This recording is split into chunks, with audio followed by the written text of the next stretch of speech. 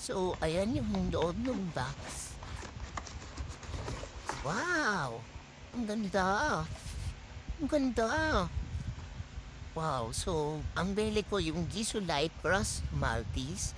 Gisulite 7 in collaboration with Maltese. Ayan siya.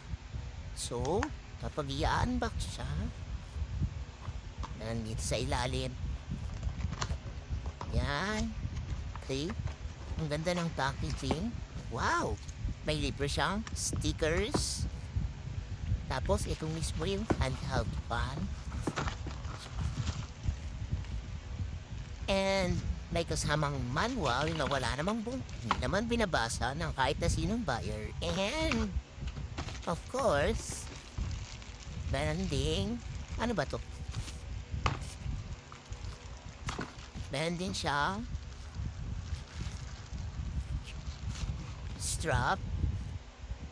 And, meron ding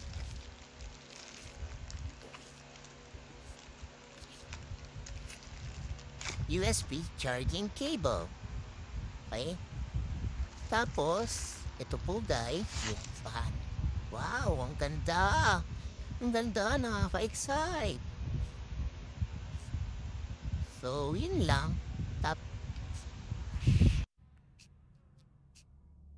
ganito pala siya para mag-on. Make sure na yan na kasi meron siyang security feature na hindi siya mag-on basta-basta sa bag nyo. So, dapat nasa right side siya pag i-on nyo. Tapos, kapag i-press na ganyan, ayan mag-on na yung fan.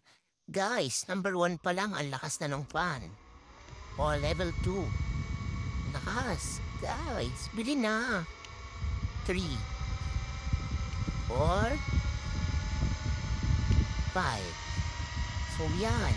Yan ang best seller ng Diesel Life.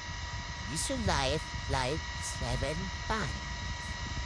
So, nabili ko lang siya ng 800 plus gamit ang points sa Lazada. So, Diesel Life, baka naman.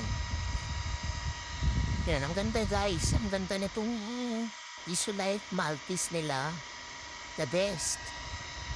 Lakas ang hangin, no?